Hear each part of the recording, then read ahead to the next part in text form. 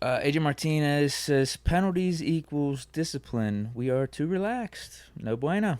Oh, all right. I mean, relaxed is one way to look at it. I don't see it that way. I kind of looked at it as the early portion of the season, conditioning matters, technique matters, and guys, what you're seeing on tape versus when you actually get into the stadium versus them.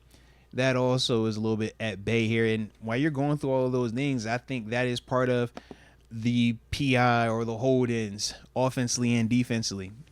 Now, I don't look at, the pre-snap penalties from a offsides or false start perspective. I don't feel the same about that.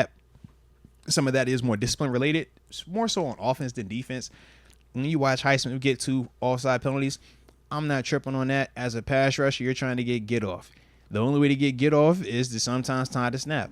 So on occasion, you're going to get a false start or you're going to get an offsides. It happens. We always would say you can't make an omelet without breaking an egg or two, man. So those were his little couple eggs right there. When he got that sack, was nobody tripping.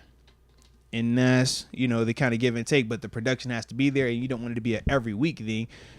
Like we see some of these guys around the league that are high end pass rushers that you cut the table and it's like, every single week he can get an offsides because he's not playing the snap count. He's just going,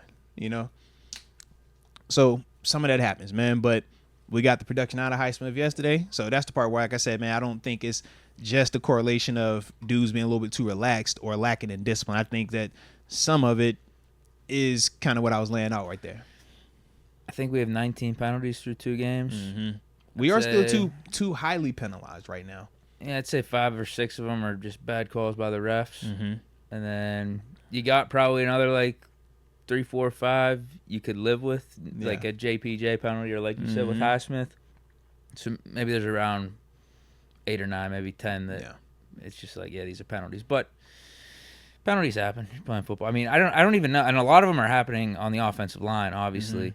But I'm watching some of these games. There's just a lot of penalties across the league happening with the offensive line. I don't know what O-line out there is even that elite or that buttoned up at this point. Yeah. There's a lot of offensive line penalties. You don't want to keep it going like that, but this is early in the year, man. This is part of it. Son T 1989. TJ might as well learn Brazilian Jiu-Jitsu. I say, man, they be over there mauling and mugging my dude. Oh, yeah, man. that's the other. I mean, speaking of penalties, that's the crazy part to me. TJ's getting the James Harrison treatment. Yep. James Harrison in his prime was getting held literally every play. Every single play, man. And what I witnessed yesterday was TJ getting held every single play and them not calling it. Absolute insanity to me. Yep. So that's, in one way, I'm a little pissed off with how they called some of the Broderick Jones stuff and even calling some of the other stuff on our offensive line. It's all right, I guess, technically it is holding, but, throw the yellow flag every time TJ rushes the passer here. Yeah. If you're going to do it that way. Because it's even more egregious on TJ Watt. Mm-hmm. Insane. I mean, Highsmith was getting held too. It's wild. I'm with you, bro. I'm with you. Especially as a pass rusher, man. I'm like, throw the flag. Y'all say it's holding every play, we'll call it every play. If I line up all sides every play, you would call it, right?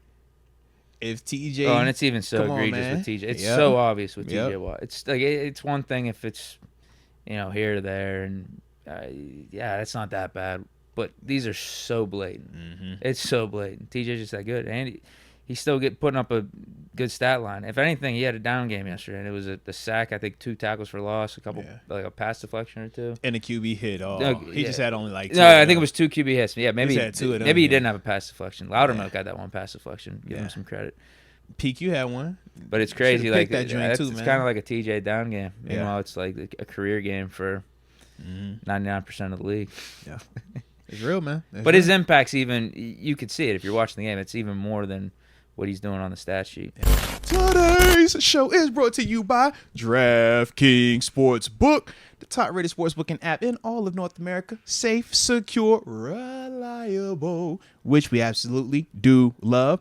And we know whenever we're talking DraftKings, man, it's a fresh NFL season started, baby. So we got to have promo codes that hook you up both ways, okay? So for all my new customers out there, when you download the app and you go ahead and you make that initial deposit of $5, you're going to use the promo code. The promo code is MOST. Once you put that in, you're going to receive $250 in bonus bets along with $1 month of NFL Plus Premium. I mean, come on, baby.